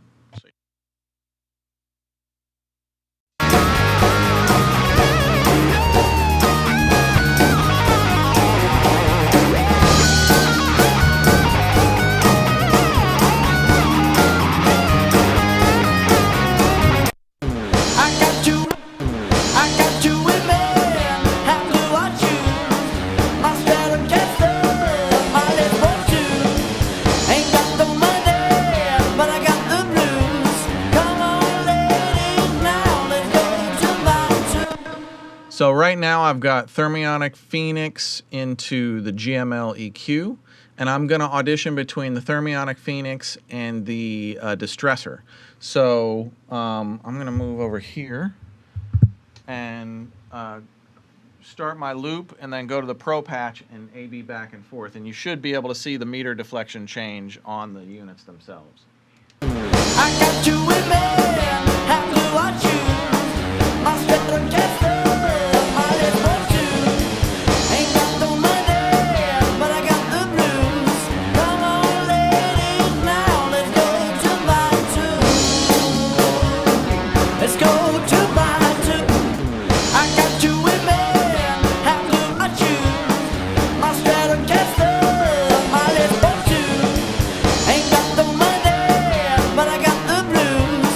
Come on, ladies, now let's go to my tune. Let's go to my tune. I got you with me, have to watch you. My Stratocaster, my lips want you. Ain't got. I think I prefer the Distressor. It's just flattening out a little bit more, and on a big loud rock track where everything is loud all the time, that Distressor tends to just keep it hanging right on top of the music just a little bit better than the Thermionic is currently doing. Might be because I'm not setting the Thermionic exactly correctly for this type of a song, or it might just be because the Distressor is a badass piece of gear and happens to sound 5% better on this. But my ability, hopefully you were seeing me switching A, B in real time, and you could hear that change in real time with no lag at all. There's no hiccups. I can hear the vocal switch from one to the other, and I can really get a great A/B sense of, okay, I don't have to guess at which compressor I think is better. I don't have to go and repatch things and listen, and then repatch again and listen, and repatch again and listen. I can just sit here and click, click, click, click, click, and go like, I think, you know, judging it in real time, the Distressor wins.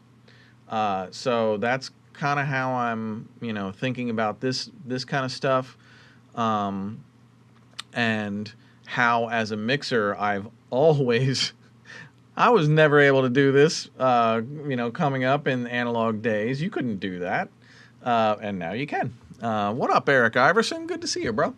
Rob Dorsey, we got a few new people out on the chat roll. Ronald Lewis is going to be joining us at Magnetic very soon. Dope fucking rapper. Grammel Boy. Who else we got? VSP Reality? VSP Reality. Hey, dude. Who is JBS? Sorry, I don't know who JBS is right now, but I'm sure I know you. Good to see you. Busy Mo. What's up, Busy Mo? So yeah, back to the Wolf Pro Patch. So you can see just how easy it is to set up audition chains here and really dig in and make it a science and not guesswork, which as a mixer is just hugely important for getting it as right as humanly possible. Yeah. Right now, I am going to, if you've seen this room, I have 914 Atmos. I love mixing Atmos. I am a fucking huge Atmos fan.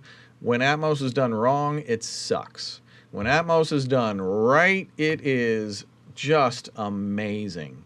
And I'd say, you know, headphones with Atmos are like 10-20% better than stereo when it's done really right. But speakers is like 100 times better than stereo when it's done right. And I have just absolutely fallen in love with mixing Atmos. And everything that I produce gets a stereo mix and an Atmos mix. I'm going to be mixing the Coburn album in Atmos as soon as George Lever is done mixing it in stereo. George's mixes are fuck, man. Jesus, he's so good. Shout out to George Lever. So in my Studio B, I wanted to get a mirror of the Atmos rig in here at the most affordable price point that I could, but still keep it highest quality. And the interface that I found for that was the Audient Oria 2. This thing is incredible. The price point is like giving it away. You can do all the way up to 916 on it, 24-bit 96K, but Atmos is only 48K. But the price point on the Oria 2 is fantastic. And it really is the only reason that I could set up a second control room with Atmos. So Jonathan does a lot of Atmos work in Studio B, and he put together a little how-to on the Audient Oria, and we wanted to show you guys. So here we go. Hey Mixing Night, my name is Jonathan Garcia, and we've been using the Audient Oria here in Studio B for stereo and Atmos mixing and mastering. The Oria is one of the most cost-effective, high-quality solutions for Atmos. It's capable of 24-bit 96K.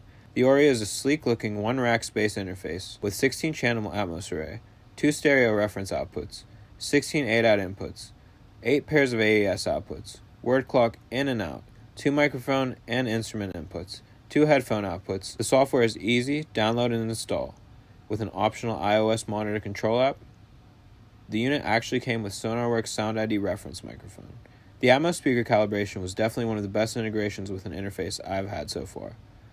The solo and mute speaker group section is beyond beneficial and really helps the immersive mixing and mastering workflow. I've had a couple occasions where the unit freezes up on me, but I just power cycle the unit and it was right back to work. This is the best interface at a very reasonable price point. Mixing Night, thank you so much. Back to you, Ken. We are back. How are you guys doing? I'm just putting some of my chains back in here for a second. Where is my GML? Bum, bum, bum, bum, bum, bum, bum, bum, bum.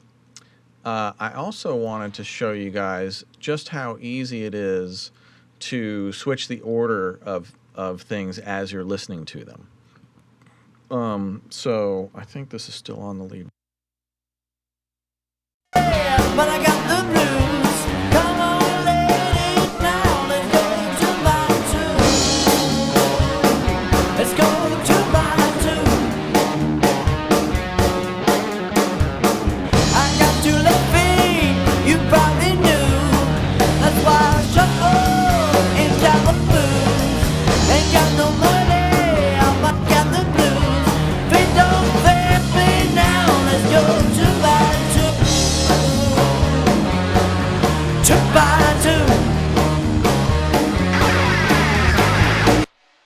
So if you notice what I'm doing here, I was a little clunky with it, but I'm basically changing the order of do I want the EQ first or do I want the compressor first? And it's really just a simple drag and drop. You can drag and replace, which I did once and I had to put it back. But you can really decide if you want the EQ first in the chain or the compressor first in the chain without having to guess. Previously I was always just guessing. I was like, most likely the compressor is going to sound better first in the chain. But sometimes the EQ sounds better first in the chain. I'm not sure that we're using either of these two things drastically to make a huge difference, but I just want to show you how easy it is with the Pro Patch to change the order of your analog gear seamlessly and without any hiccups or audio dropouts. Check it out. But I got the blues. Come on, ladies, now let's go to my two. Let's go to my two. I got 2 left feet, you probably knew. That's why I shuffle in Java blues. Ain't got no money, but I got the blues. Feet don't fit. I actually think it sounds a little bit better with the EQ first, which I would not have suspected. See? Preconceived notions. This is getting undoing a lot of those things. If you guys have questions, fire away. We got people on the chat roll feeding them directly to me. Let's see. Ains Boogie asks, "Hey Ken, what's the difference for the Clariphonic between hardware versus the plugin in your opinion?" you know, the plugins are meant to model the hardware as closely as possible. So part of it comes down to the quality of your A to D conversion and the quality of your room tuning. But I also think, just generally speaking, it's just a little bit higher quality to go through outboard when you have great converters, and I do. But also, like, there is generally very little to no difference in analog and digital nowadays, except for the tactile experience of how you get from A to B, from the starting line to the finish line, on your results. So, like, you know, I used to have an SSL console in front of me, and I could have used SSL plugins, same thing, but the tactile feel of being able to reach out and move faders and turn knobs and everything got me better results than mixing with a mouse and turning the knob with the mouse and looking at it, because every time I have to look at the mouse and grab the knob and move the knob, half of my brain splits into half, and this half is like, okay, what are you doing with the mouse? Make sure that you grab the right knob, and how far are you turning the knob? And the other half is going like, well, what's the music doing?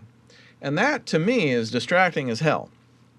And the main reason that I got that I could sell the console and move to the SSL controllers is because they perfectly mapped out their controllers to have all of the exact positioning of the EQs. So if I want an SSL EQ, I can just literally muscle memory it. I know exactly, here's the upper mid band, here's the lower mid band, here's the low frequency band. I don't got to look at it. I know exactly, here's the Q, here's the frequency, here's the boost cut. Same with boost cut, frequency, Q. Boost cut, frequency. I don't have to think about it. My hands know where those knobs are because I worked on SSLs for God knows how many years. And same with the faders. I don't have to think about grabbing a fader and moving it to find the volume. That is second nature for me. When I have to go to the mouse and grab the mouse and grab the fader and up and down, half of my brain is split between what is the mouse doing and how far up and down am I moving it, and then the other half of my brain is trying to listen to the music and react to it. When I'm just grabbing a fader and going, all of my brain is listening to only the music, and this is autopilot for me. And that, to me, is the real difference between analog and digital. It is the tactile experience of how you get your results. And to me, when you can reach out and touch a piece of gear and just turn it and not have to think about it, you can be much more focused on what the music is doing and react to what the music is doing and not what the mouse is doing. And to me, that's the game changer of analog. It's not like, you know, this stuff, in a perfect world, you could probably set both controls and A/B them so that you wouldn't notice a difference. But I guarantee you that if you had a digital plugin or an SSL analog EQ, you would dial in a different result with the analog EQ than you would with the plugin with the mouse. You just would. And one might be, you know, if you've worked your entire career mixing with a mouse, that might be your wheelhouse. You might be really great at that, and you might feel like a complete fish out of water on analog gear, but I don't. I mean, I was born in analog gear, and, you know, I used to sleep on 12-foot long mixing consoles, and, you know, so I did see, what's his name? Oh, that fell. DMX do a full handstand on a Neve VR72 one time, and then he proceeded to fall right off of the Neve VR72 onto the fader banks and my patch bay went off the end of it. The speaker went off. It was one of the craziest things I've ever seen in my entire life. I'll tell you guys that story sometime on another episode, but it was pretty wild. So, R.I.P. DMX. But after that episode, I never wanted to be in the same room with that dude ever again. Some other crazy shit happened that night. Eric Chansey, good to see you, my friend. Eric Chansey is a really good live sound engineer and a friend. Thanks for joining us tonight, Eric. Who else is on the chat roll? Jump on and say hello if you want to.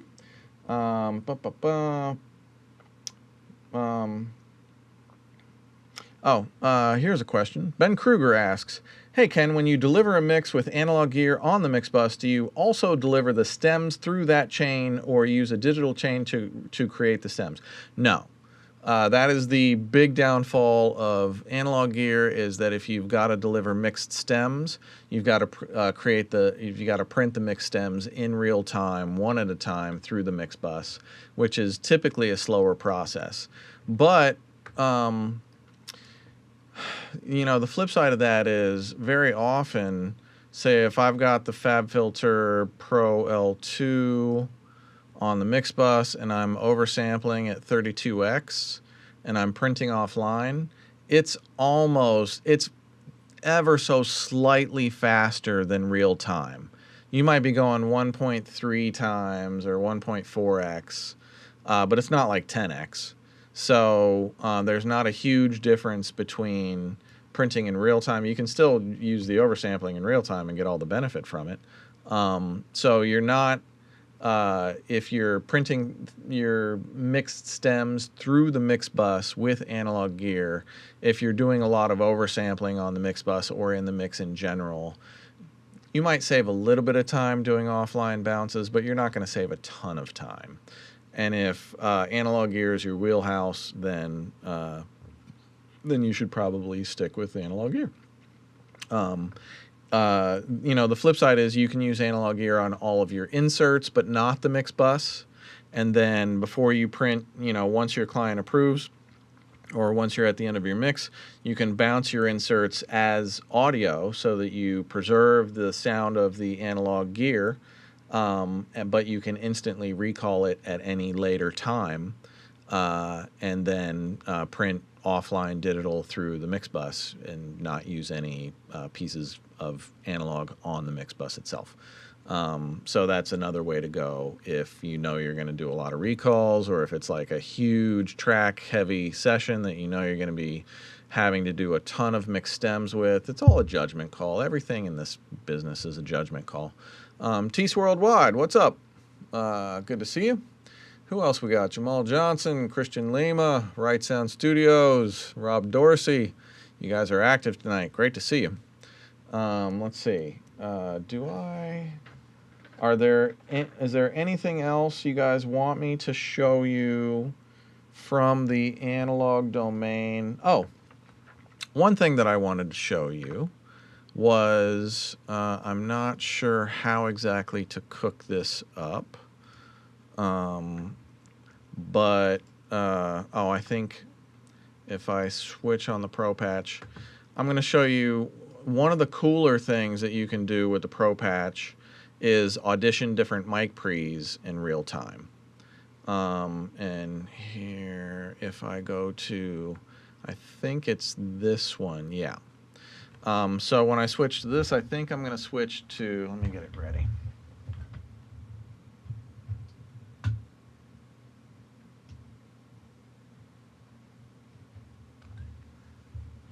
All right, I'm going to switch to my second cloud ribbon mic. I love these cloud ribbon mics. They are really amazing.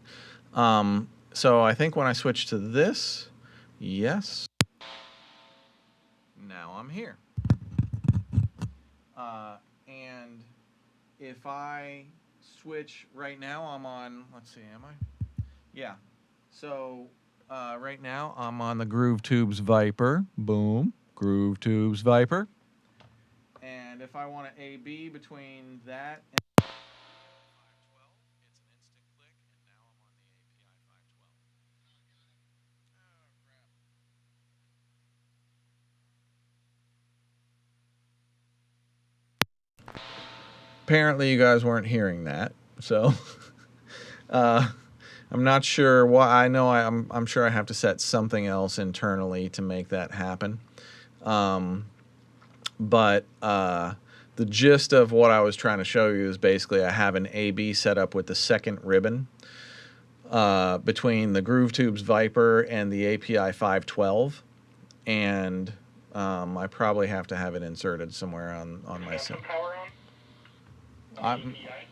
On the API, were you hearing it on the Viper? Yes.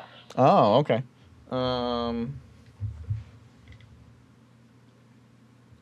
Phantom Power is on the API. Should it be? Yes. It is.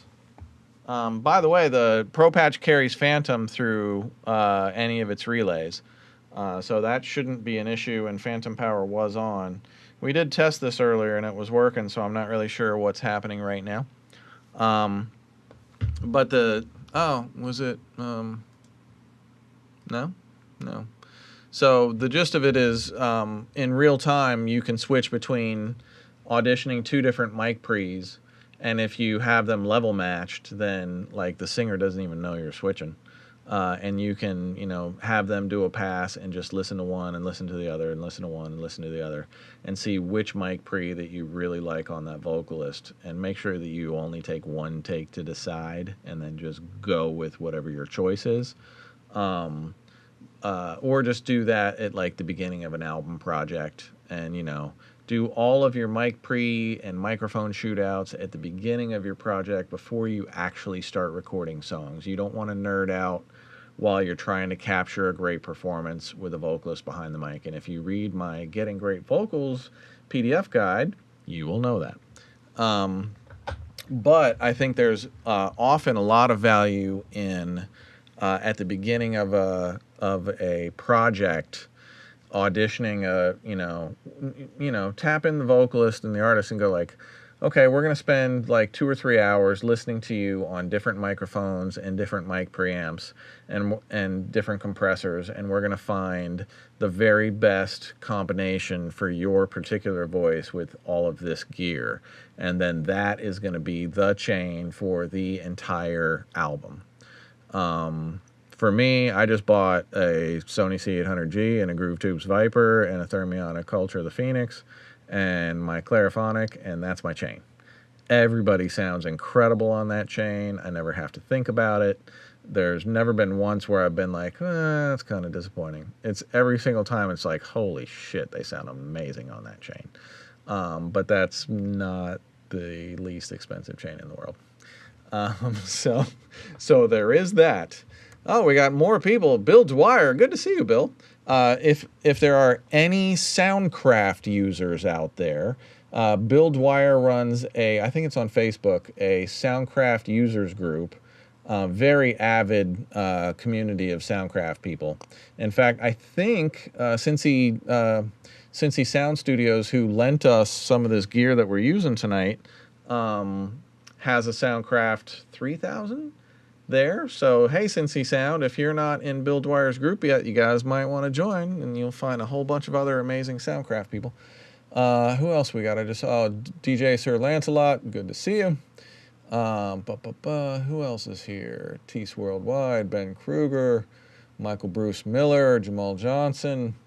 Great to see everybody. I'm so glad you guys are active on the chat. I think we got 5 minutes left. I probably have time for a couple more questions. If there's anything else that you guys want me to show, I'm happy to fire some stuff up and show you guys. Let's see. Is there anything I feel like I missed? All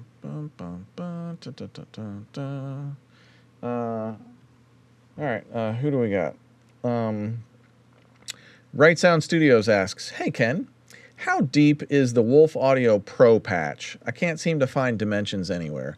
It's deep. That thing, it must be that deep. If you saw our video that we did earlier in the broadcast at like the 20-minute mark or so, you can see it starts with me sitting behind it. And you see how deep that thing is. It's like this deep. And they built that thing like a tank. it is such a high quality build. I am so impressed by it, and it's just the heaviest piece of single rack space gear I have ever picked up in my entire life. ATL Siren, Ryan Severin, Dario Davalos, I'm gonna butcher that last name, Sirliza, Dario Davalos Sirliza. I think I talked to you earlier today. Thanks to everybody down in South America for tuning in. It was really nice meeting so many awesome people at the AES Latin America conference, and really kind of building out my network down there a little bit. It was very cool. Christian Lima asks, "Hey Ken, when working with analog equipment, is it better to work with an interface or with consoles? Which one provides a better workflow based on your extensive experience?"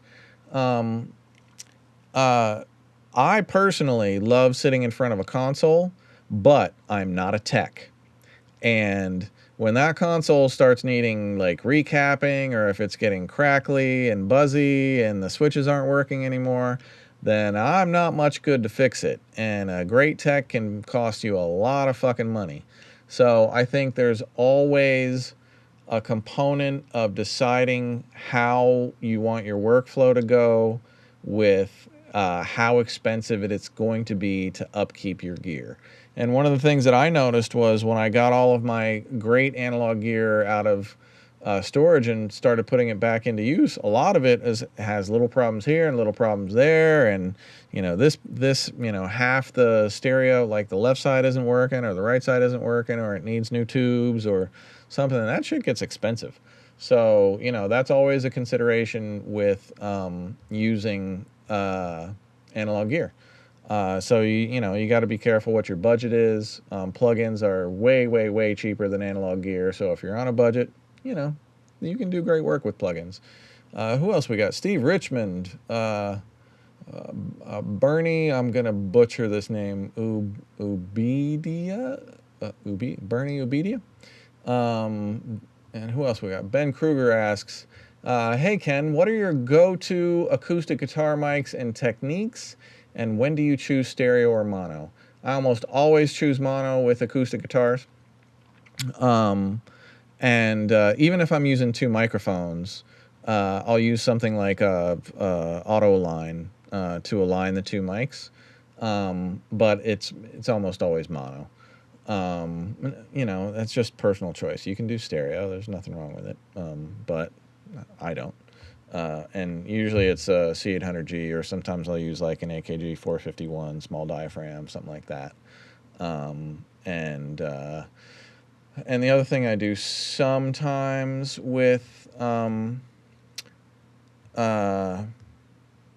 do this more with electric guitars. I will mic up at the top of the headstock, and you just get the click of the strings from the electric, and you mix a little bit of that in with the amp, and the attack of the pick against the strings really helps define the heaviness of the amplifier. And you just have to find a balance between bringing some of those transients from the live microphone in with the amp. But I do that all the time when I'm doing electric guitars. Let's see. Fire away with. Oh, it's 10 o'clock. How did 2 hours pass already? Jeesh, that was amazing. And thank you for everybody's help. Yeah, I got a shout out to my crew. It was such a nutty time today. Everything broke today. Not the analog gear, but like the internet went down completely in the studio like 2 hours before broadcast. We had no internet. The two of the cameras wouldn't connect. Like everything that possibly could have gone wrong totally went wrong today. And we were fixing stuff up until like 30 seconds before broadcast. I am not kidding.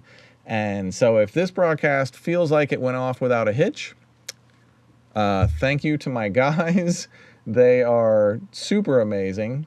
And shout out to Jonathan, Nolan, TJ, Aiden, Tommy and Phil Deox and Steve from Cincy Sound for his help, and my partner Dom Ravinius, and my wife Lori Lewis, and everybody who helps out with this broadcast, Kyle Wolf on the video editing. You know, we really have an amazing team that puts all of this together. My wife does all of the graphics work for us, all of the banners and everything that you've seen. She does all of that work. Kyle does all the video editing, really incredible stuff. And all of the guys are in the control room just making this stuff happen all night. Hopefully some of you guys won some amazing plugins tonight, and make great use of them.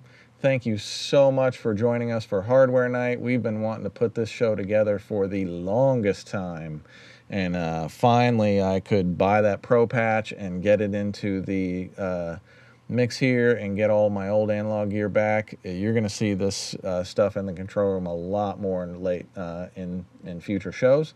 We got some other people tuning in. The Beat Kid, haven't seen you on tonight. Who else we got? ATL Sirens back. All right, we got Right Sound, Ben Ellery, RGV, Michael Bruce Miller, Ains Boogie, Steve Richmond, Ben Kruger, Christian Lima. Thank you all. Thank you everybody for joining us. It's been a super fun night. I am gonna fucking go collapse. Woo. All right. Thank you for a great mixing night. And we will see you, I believe, whatever the first Wednesday in October is. That's going to be the next mixing night. I think it's going to be back to school night. I'm not really sure. But I hope you all join us. This is Torch. What's up? This is Torch. And I hope you all join us for the next mixing night, the first Wednesday of next month. This is Ken Lewis for everybody here at Mixing Night. Have a great night.